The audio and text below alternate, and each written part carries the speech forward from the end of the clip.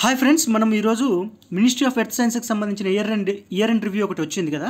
దాంట్లో major achievements అని చెప్పి మనకు జస్ట్ 4 పేజెస్ డాక్యుమెంట్ అండి. Simple document, just 4 pages.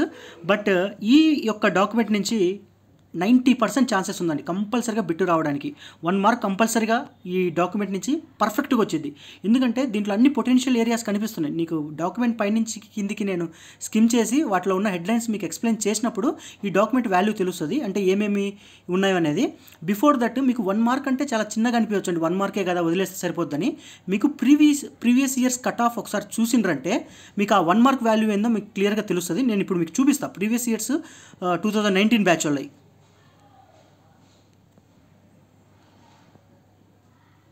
ఇక్కడ 2019 మీరు గూగుల్లో సెర్చ్ చేయగానే మీకు ఇక్కడ డాక్యుమెంట్ ఒకటి దొరుకుతుందండి, mark list of all candidates అని చెప్పేసి.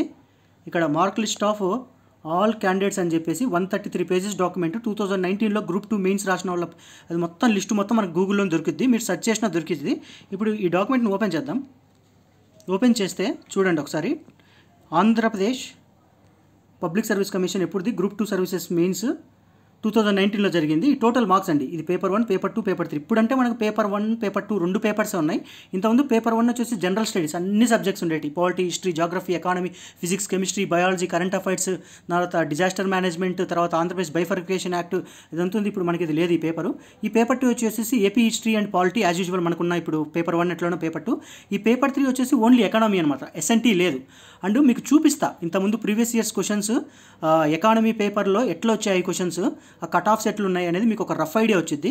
మీకు టోటల్గా 450 మార్క్స్ కండి పేపర్. 450 మార్క్స్కి అయితే ఫస్ట్ ర్యాంకర్కి వచ్చేసి 328, అప్రాక్సిమేట్లీ 72 సంథింగ్ ఎంత వస్తుంది, 72%. అది కాదు, మీకు ఇప్పుడు తెలియాల్సింది ఏంటంటే మీకు పొయ్యే కొద్దీ మేము చూపిస్తా అసలు ఒక్కొక్క మార్కుకి ఎంత వాల్యూ వేరియేషన్ వచ్చిందని. సపోజ్ ఇక్కడ చూడండి 279 దగ్గర చూడండి టోటల్ స్కోరు 270. ఇక్కడ చూడండి 279, ఇక్కడ నుంచి చూడండి 279.08, 279.13, 279.16, 279.25, 279.35, 279.43, 279.53, 279.57, 279.59, 279.64, 279.71, 279.78, 279.9. అంటే ఒక్క మార్కు కూడా కాదు. అంటే మీరు 279 నుంచి 280కి క్రాస్ కావాలంటే ఆల్మోస్ట్ 10 to 12 మెంబర్స్ ఉన్నారు. ఇంకా మీరు కిందికి వెళ్ళే కొద్దీ, ఇది జస్ట్ ఇంకా టాప్లోనే, ఇంకా మీరు కిందికి వెళ్ళే కొద్దీ ఆ నెంబర్ చాలా పెరిగిద్ది. అంటే ఒక్క మార్కులో వచ్చేసి 20 members, 25 members, 15 members, 18 members.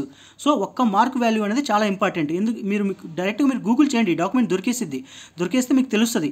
Paper 3లో మీరు అబ్జర్వ్ చేస్తే మీకు పేపర్ 1 వదిలేసండి. పేపర్ 2లో చూడండి స్కోరు 121, 128, 127.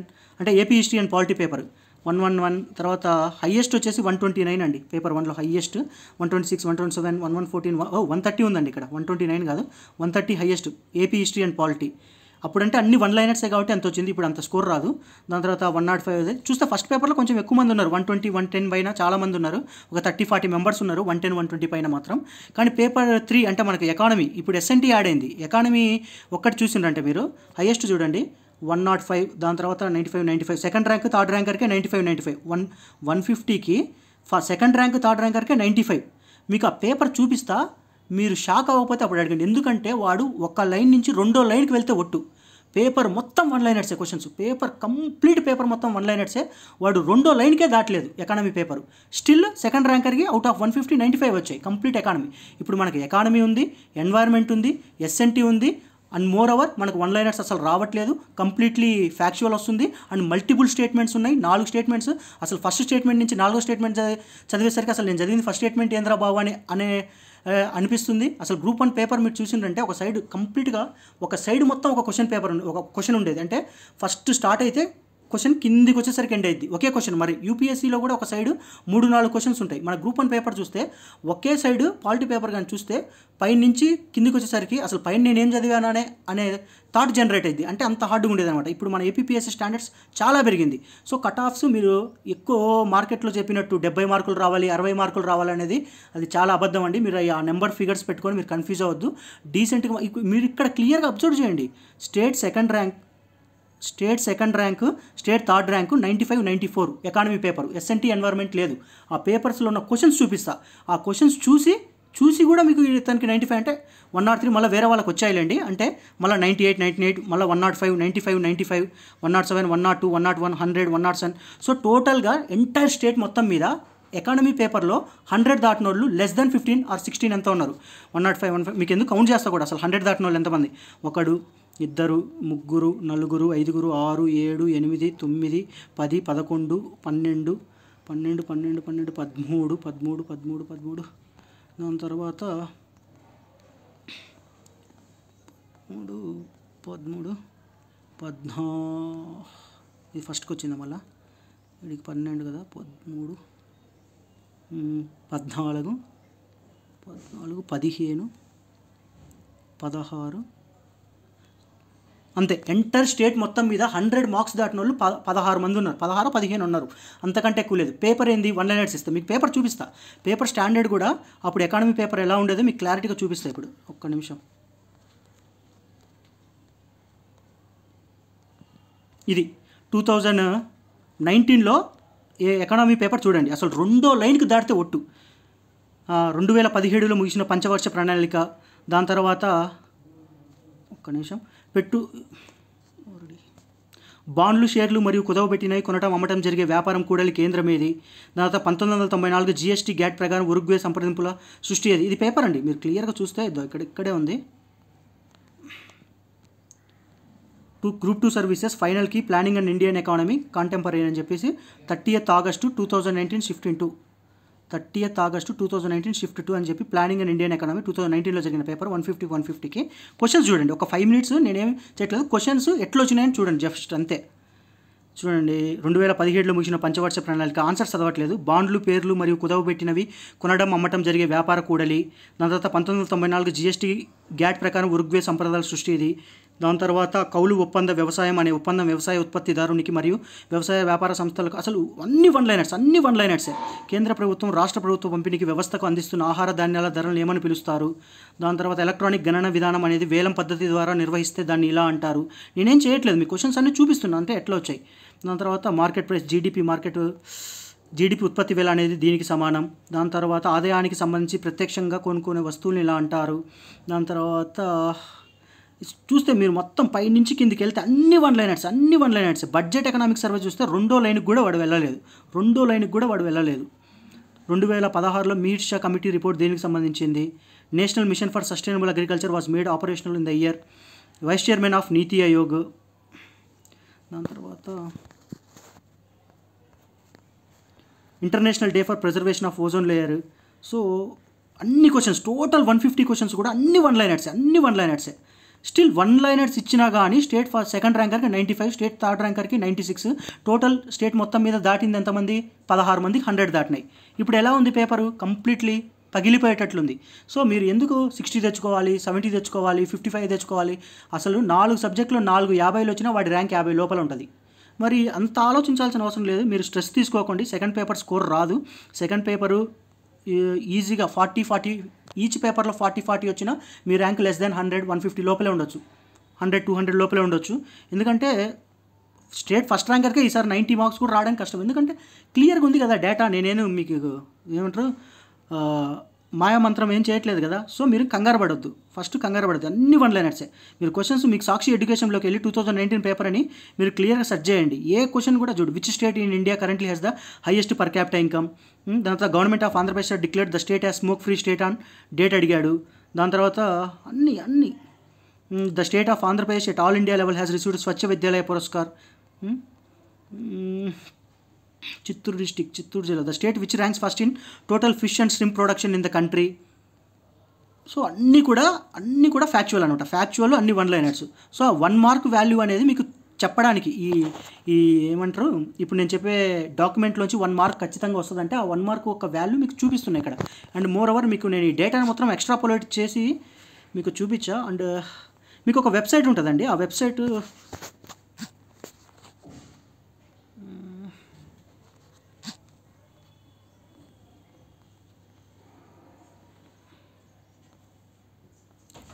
వెబ్సైట్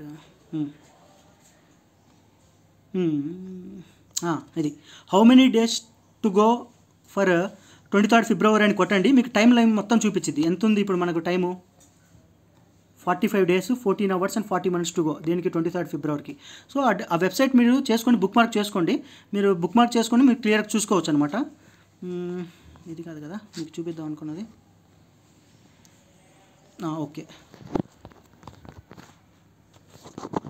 ఇదండి నేను మొత్తం ఎక్స్ట్రాపోలేట్ చేశాను డేటాని. ఎంతమంది ఏ డేటాలో ఉన్నారని మీకు క్లియర్గా ఇది. 1 to 10 9 members 15.7 3.49% డిఫరెన్స్. ఒక్క నిమిషం,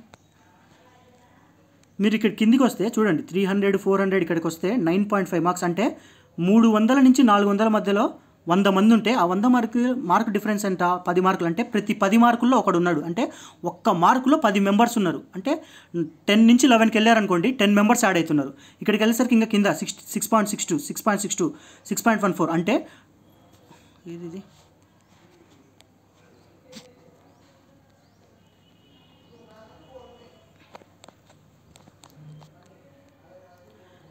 6.62 అంటే మీనింగ్ అంటే ఏంటంటే 700 to 800 100 మెంబర్స్ ఉంటారు. 100 మెంబర్స్కి యావరేజ్గా 6 అంటే ప్రతి 16 మందికి ఒక్క మార్క్. అంటే ఒక్క మార్కులో 16 మంది ఉన్నారు. సో ఆ విధంగా మీరు ఆలోచిస్తే ఒక్క మార్కు వాల్యూ ఎంత అన్నది మీకు క్లియర్గా అర్థమవుతుంది. సరే, అది పక్కన పెట్టేద్దాం. ఈరోజు టాపిక్ మనము చెప్పాల్సింది ఇది కదా, నేను అనవసరంగా డివైట్ అయినట్టుంది టాపిక్ నుంచి. ఓకే, ఫస్ట్ ఆఫ్ ఆల్ ఈ ministry of earth sciences year end రివ్యూలో మేజర్ హైలైట్స్ అని ఇచ్చాడు. చాలా ఇంపార్టెంట్ అది. 1 year మేజర్ హైలైట్స్ని వాడు జస్ట్ 4 డాక్యుమెంట్స్లోనే కుదించాడు. ఏమేమి ఉన్నాయో చూద్దాం. మనకు ఫస్ట్ చూసా పృథ్వీ దానికి స్కీమ్ గురించి ఉంది, మిషన్ మౌసం గురించి ఉంది. ఓన్లీ ఈ కలర్ ఉన్నాయి కదా, ఈ కలర్ ఉన్న వాటిని మీరు కాన్సన్ట్రేట్ చేయండి. మిషన్ మౌసం అని ఇచ్చాడు. దాని తర్వాత ఇక్కడికి వచ్చేసి బీబీఎన్జీ బయోడైవర్సిటీ బియాండ్ నేషనల్ జ్యూరిడిక్షన్. దాని తర్వాత ఎల్టీటీడీ ప్లాంట్ అంట, లో టెంపరేచర్ థర్మల్ డీసెలినేషన్. ఈ డాక్యుమెంట్ మొత్తాన్ని నేను ఎక్స్ప్లెయిన్ చేస్తాను. ఫస్ట్ ఓవర్ వ్యూ చేస్తా. ఈ రోజే కుదిరితే ఈ డాక్యుమెంట్ మొత్తాన్ని ఎక్స్ప్లెయిన్ చేయడానికి ట్రై చేస్తాను. ఎందుకంటే జస్ట్ 4 pages కదా, ఎంసీక్యూస్ చేసేసి ఆ డాక్యుమెంట్ని ఎంసీక్యూస్ మన ద్వారా ఎక్స్ప్లెయిన్ చేసి మనం ఈ డాక్యుమెంట్ నేను క్లియర్గా ఎక్స్ప్లెయిన్ చేస్తాను ఈరోజే. దాని తర్వాత ఏమంటున్నాడు, హెచ్పిసి సిస్టమ్స్ ఏంది ఏంటి చూద్దాం. హై పెర్ఫార్మెన్స్ కంప్యూటర్స్ అంట. తర్వాత deep ocean mission, Doppler weather radar. కిందికి వస్తే HAWOS అదేంటో కింద ఉంది, మీకు క్లియర్గా ఎక్స్ప్లెయిన్ చేస్తాను. Synopsis, synergetic ocean observation prediction service. ఏం చేయట్లేదు, డాక్యుమెంట్లో ఉన్న కాన్సెప్ట్స్ అన్నింటినీ నేను చెప్తున్నా, ఈ కాన్సెప్ట్స్ ఈ డాక్యుమెంట్లో ఉన్నాయని చెప్పి. తర్వాత నెక్స్ట్ పార్ట్లో కంప్లీట్గా నేను ఈ డాక్యుమెంట్ని ఎక్స్ప్లెయిన్ చేస్తాను. Coastal research laboratory, atmospheric research test bed facility. దాని తర్వాత IMDకి సంబంధించి ఏదో ఉంది. Air quality early warning and decision support system, India's first urban radar network. HAWS పైన వచ్చింది కదా, అంటే ఏంది, heliport automatic weather observation systems. దాని తర్వాత ఈ కలర్లో ఉన్నాయి, హైలైట్ చేయండి. Antarctic huts facility, integrated ocean energy atlas, inside 3DS గురించి ఉంది. దాని తర్వాత IISF India international science festival. తర్వాత బీమ్స్టెక్ సంబంధించి ఏదో ఉంది. స్వచ్ఛత హీ సేవ, బ్లూ ఎకానమీ. దాని తర్వాత IESO international earth science olympiad, అనుమూరన్ క్రాప్స్ అంట, 5 new species false lobsters. Okay, దాని తర్వాత disasters weather events 2023, cyclone warning in India, electric field mill. CDS అంటే climate data archival and distribution systems. Just నేను skim చేస్తున్నాను, ఏం చేయట్లేదు, ఏమేమి ఉన్నాయని తెలుసుకుంటున్నాం అంతే. Rain water chemistry campaign, national space day. దాని తర్వాత Indian ocean tsunami warning mitigation, geospatial world. Compulsory ఒక బిట్ వస్తుందండి ఈ డాక్యుమెంట్ నుంచి, డౌటే లేదు.